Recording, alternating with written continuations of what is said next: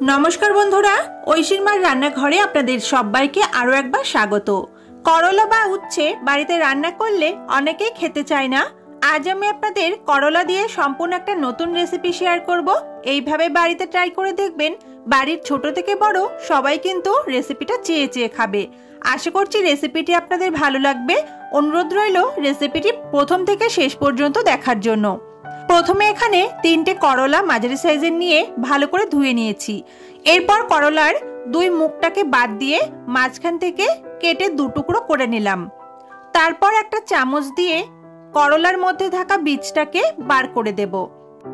বন্ধুরা, আজকের রেসিপিটি যদি আপনাদের ভালো লাগে তাহলে অবশ্যই ভিডিওর নিচে দেওয়া লাইক বাটন আছে, সেটা প্রেস করতে ভুলবেন না। আর যদি ভালো না লাগে তাহলে ডিসলাইক বাটনটা চাইলে প্রেস করতে পারেন। এতে করে আমি বুঝতে পারবো আমার রেসিপিগুলো আপনাদের কেমন লাগছে। তো দেখুন, এখানে সবকটা করলার মাঝখান থেকেই আমি বীজগুলোকে বাদ দিয়ে দিয়েছি। এবার করলাগুলোকে এরকম সরু সরু পাতলা পাতলা করে কেটে নিতে হবে। এখানে যতটা পাতলা করে কাটবেন ততটাই কিন্তু ভালো হবে। একটা থেকে আমি প্রায় 4-5টা টুকরো এরকম সরু ফালি বার করে নিচ্ছি। আর করলাগুলোকে আপনারা চাইলে কিন্তু বটি দিয়েও কাটতে পারেন, তাতে বেশি সুবিধা হয়। এখানে আপনাদেরকে দেখানোর সুবিধার জন্য আমি ছুরি দিয়ে কাটছি। আমার কিন্তু ছুরি দিয়ে কাটতে একটু অসুবিধাই হচ্ছিল, তবে ভিডিওর জন্য কিন্তু আমি এভাবেই আপনাদেরকে দেখিয়েছিলাম। তো এখানে আপনারা চাইলে বটি দিয়েও এই করলাগুলোকে কেটে নিতে পারেন। সবকটা কাটা হয়ে গেলে এবার এর মধ্যে আমি দিয়ে দিচ্ছি বেশ কিছুটা লবণ। লবণের পরিমাণটা একটু বেশি দিয়েছি। এরপর ভালো করে করলার মধ্যে লবণটাকে মাখিয়ে নিয়ে এটাকে আমাদের রেখে দিতে হবে প্রায় 15 থেকে 20 মিনিট মতো। এটাকে আমি 15 থেকে 20 মিনিট মতো রেখে দিচ্ছি। এদিকে একটা বাটির মধ্যে নিয়ে নিচ্ছি মাঝারি সাইজের একটা স্লাইস করে কেটে নেওয়া পেঁয়াজ, একটা ছোট সাইজের আলু গ্রেট করে ভালো করে ধুয়ে চিপে জলটাকে ঝরিয়ে নিয়েছি। এর মধ্যে স্বাদ অনুযায়ী লবণ দিলাম।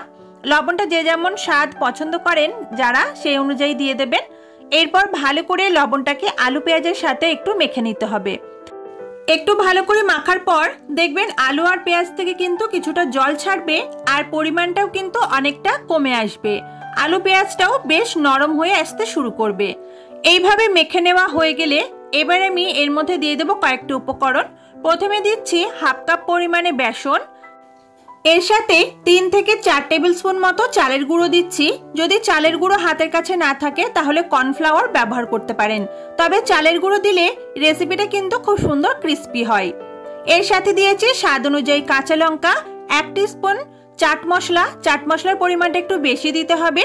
দিয়েছি অল্প একটু জিরের গুঁড়ো, অল্প গরম মশলার গুঁড়ো আর হলুদ গুঁড়ো, সাথে কিছুটা পরিমাণে ধনেপাতা কুচি দিয়ে সমস্ত কিছুকে হাত দিয়ে ভালো করে মেখে নেব। প্রথম অবস্থায় জল দেওয়ার দরকার নেই। প্রথমে একটুখানি মেখে নেওয়ার পর প্রয়োজন মতো অল্প করে করে জল দিয়ে দিয়ে এই মিশ্রণটা আমাদের বানিয়ে নিতে হবে। এটা কিন্তু খুব একটা পাতলা করলে হবে না, তার জন্য পরিমাণে জলটা কিন্তু একটু কম দিয়ে দিয়েই মিশ্রণটাকে আমাদের বানাতে হবে। বন্ধুরা, আজ আপনাদের সঙ্গে শেয়ার করছি করলার পকোড়া, আর রেসিপিটা আপনারা বাড়িতে ট্রাই করে দেখবেন, খেতে কিন্তু অসাধারণ হয়। তো এই মিশ্রণটা আমার বানানো হয়ে গেছে, এরকম টাইট করে রেখেছি। এরপর এদিকে যে করলাগুলো আমি লবণ মাখিয়ে রেখে দিয়েছিলাম প্রায় 15 থেকে 20 মিনিট কিন্তু হয়ে গেছে। এবারে করলাগুলোকে নিয়ে হাতের মধ্যে এভাবে প্রেস করে যে এক্সট্রা জলটা করলার মধ্যে থাকবে সেটাকে কিন্তু বার করে দিতে হবে। এই স্টেপটা কিন্তু অবশ্যই করবেন, এতে করে করলার মধ্যে থাকা তিতো ভাবটা কিন্তু অনেকটাই কমে যায়, আর পকোড়াগুলো খেতে কিন্তু অতিরিক্ত তিতো লাগবে না। তো ভালো করে যতটা সম্ভব পেরেছি আমি জলটাকে চিপে বার করে দিয়েছি। এরপর একটা বাটির মধ্যে এগুলোকে আমি উঠিয়ে নিচ্ছি।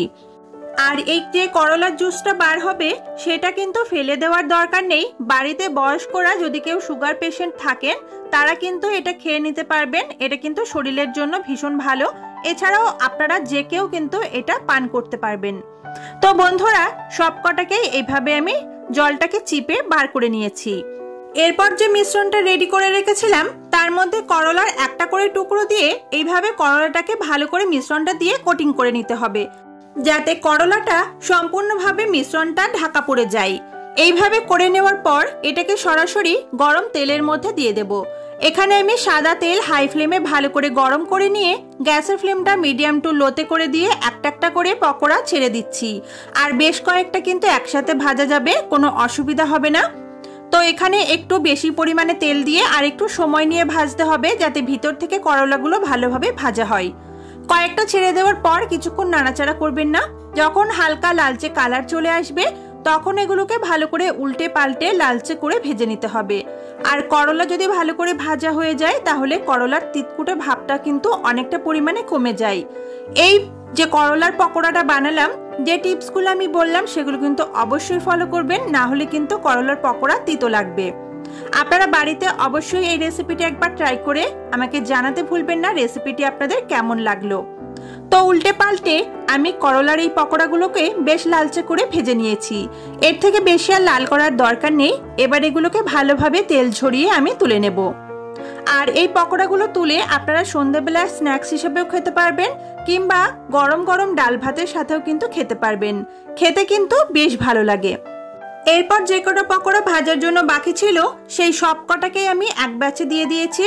আর এগুলো দেওয়ার পর আবারও একই রকম প্রসেসে একটু সময় নিয়ে লালচে করে ভেজে তুলে নিয়েছি। সবকটা তুলে নেওয়ার পর এগুলোকে সার্ভ করে দিন। রেসিপিটি কিন্তু অবশ্যই গরম গরম ট্রাই করবেন, এতে কিন্তু খেতে বেশি ভালো লাগবে।